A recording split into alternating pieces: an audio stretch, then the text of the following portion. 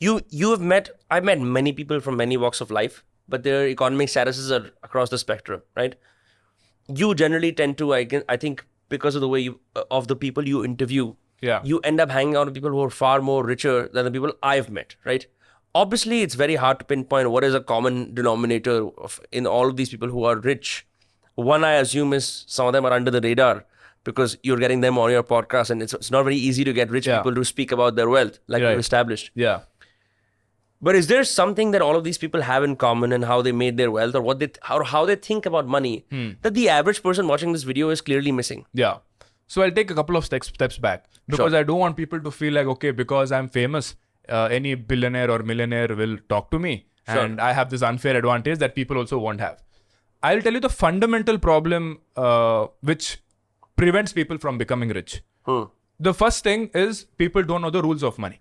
And that is not their fault because schools and colleges did not teach us this, right? Second, you need to have a certain level of intelligence to learn about money. Now that intelligence could be either God gift, you have that intelligence by yourself and you can learn it by yourself, or you surround yourself with people who are better than you. Now this is where people make the mistake.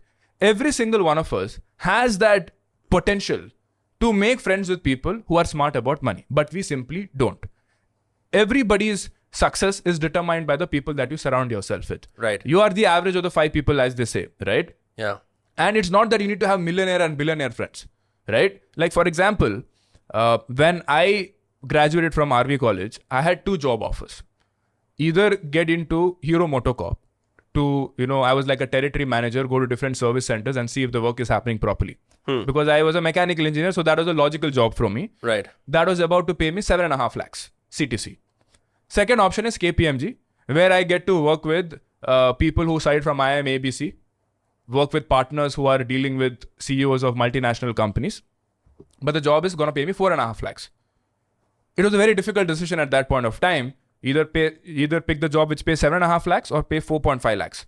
Now, obviously, I am privileged. I come from a background where I don't have to send money back to my parents to take care of them. So for me, it was okay, let me take this 4.5 lakh job because I will surround myself with people who are smart about money, who understand business and I can learn something from, right? So every single one of us have these decisions to make in our life. With who do we want to surround ourselves with? Who do we want to become friends with and learn about money from them? And your ego didn't come in the way of this learning? You didn't feel like you would feel small if you desperately told someone, hey, I think you make money, teach me how? Not really. I think that is one of my strengths, that I'm very shameless in asking questions. And I ask a lot of questions. Ever since growing up, I've been asking a lot of questions to my parents, to the point that my parents used to scold me. I'm like, how many questions are you going to ask? Stop talking, right? So I didn't stop. I continued this even when I was working. And the beauty about smart people, intelligent people, that they love answering questions because it makes them feel great. Right. So when I was welcomed over there, like when I was like during the evening chai sutta breaks, the chai snacks breaks. I used to go out with these IIM ABC, Lucknow, Indore, Kozhikode kind of people. And I used to ask them one question after the other. And they used to love answering these questions because they felt like they're smart and they're helping me. Right? That is the beauty of smart people, that they love helping other people because they inherently feel that, oh, I'm helping other people, which is true. So that is the number one thing. Surround yourself with people who are smarter than you. The next thing is people are very lazy in general, right? They are ready to give 10 hours of their life every day to work for a company to get that salary, but they're not ready to spend even 1 hour every week to understand what to do with that money once it hits your bank account. But bro, they're all going to give you a counter argument like, you can say it, Sharan, you got lucky, because many people say luck ka factor hota hai and that everyone's not like you. Yeah, who said life is fair? Yeah. Life is not fair. Life is not fair, right? But nothing is stopping you from learning how to manage your own money, right? A lot of people think that if I don't make 50 lakhs per annum or 1 crore per annum, I cannot be rich. Which is not true, right? Even people who are making 12 lakhs per annum, 20 lakhs per annum, can become financially independent by their 40s or 50s simply if they understood what the rules of money are. That is where they get it wrong. They are not ready to put in the time. It is not about, oh, do I know this stock tip?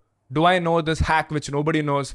Do I know this FNO trading? It is not those things. It is just about putting in the time and effort to actually manage your money. And it is grunt work. It is not sexy work where I'm, like an investment banker closing these billion-dollar deals. It's not like that. It is grunt, boring work where you understand what your financial goals are, what your asset allocation. Today, if I ask you, do you know what your asset allocation is?